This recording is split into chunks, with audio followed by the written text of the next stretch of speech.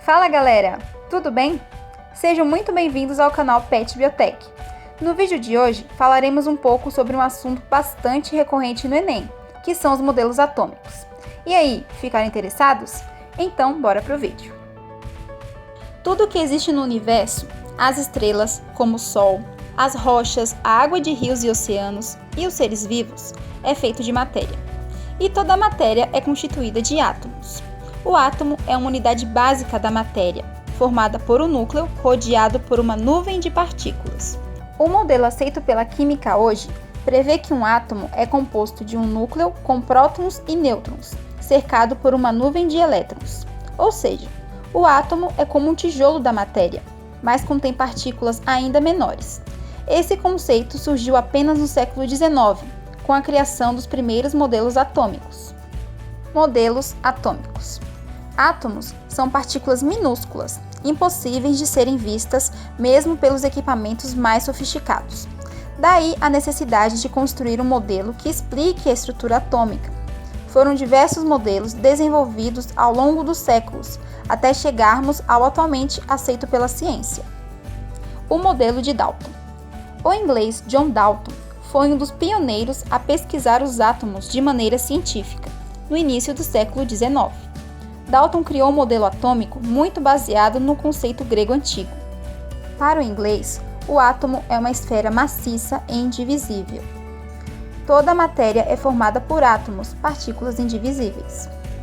Átomos de um mesmo elemento são iguais em massa e propriedades. Átomos de elementos diferentes têm distintas massas e propriedades. Os compostos são formados de átomos que se combinam em proporções simples. O modelo de Thomson. Na segunda metade do século XIX, experimentos com gases que receberam descargas elétricas indicaram que o átomo continha partículas com carga elétrica negativa. No fim do século, Thomson descobriu a primeira partícula subatômica, o elétron. Isso provou que o átomo não é indivisível, mas composto de partículas menores. Thomson propôs, então, um novo modelo atômico, que foi apelidado de pudim de passas. Para Thomson, o átomo seria o pudim e teria carga positiva. Cada elétron com carga negativa seria uma uva passa incrustada. O modelo de Rutherford-Bohr. O modelo atômico aceito atualmente pela química começou a ser esboçado por Ernest Rutherford no início do século XX. O pesquisador inglês bombardeou uma lâmina finíssima de ouro com partículas alfa, emitidas por um material radioativo. Rutherford sabia que as partículas alfa têm carga elétrica positiva e, no experimento, constatou que a maioria das partículas alfa atravessava a lâmina de ouro sem sofrer nenhum desvio de trajetória, mas algumas delas se desviavam ou eram rebatidas de volta ao colidir com a lâmina de ouro. Com base nessas observações, Rutherford chegou às seguintes conclusões. Se a maioria das partículas alfa atravessava a lâmina sem se desviar, os átomos da lâmina de ouro deveriam ter grandes espaços vazios. Se algumas partículas alfa foram rebatidas, então os átomos da lâmina devem apresentar uma parte central muito pequena e densa, um núcleo. Por fim, se outra parte das partículas alfa, que tem carga positiva, sofreu algum desvio ao atravessar a membrana, então o núcleo dos átomos de ouro deve ter carga positiva. Lembre-se que as cargas iguais se repelem. E, com essas hipóteses, Rutherford só precisou raciocinar. Para equilibrar a carga elétrica positiva do núcleo, os vazios deviam ser povoados de elétrons de carga negativa. Daí surgiu o modelo atômico de Rutherford, que foi aperfeiçoado pelo dinamarquês Niels Bohr poucos anos depois.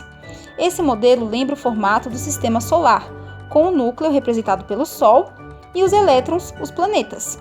Nos anos de 1930, os nêutrons, sem carga elétrica, foram descobertos e incorporados ao modelo. Com a descoberta do nêutron, o átomo teve seu modelo completado. Hoje, são bem conhecidas as propriedades fundamentais de cada uma dessas partículas. A partir daí, as partículas subatômicas foram definidas quanto à sua carga elétrica, massa relativa e massa em gramas. O próton possui a carga de +1, massa relativa de 1 e massa em gramas de 1,67 vezes 10 a menos 24. O nêutron tem carga zero, sua massa relativa e sua massa em gramas é idêntica à do próton. Já o elétron tem a carga de -1, sua massa relativa é 1 sobre 1,840 e sua massa em gramas é de 9,1 vezes 10 a menos 28. É importante destacar que o elétron possui uma massa relativa muito menor do que as demais partículas subatômicas. Por hoje é só, galera! Essa foi nossa revisão para o Enem sobre modelos atômicos. Não se esqueçam de deixar o like, se inscreverem no canal e compartilhar para os seus amigos. Bons estudos!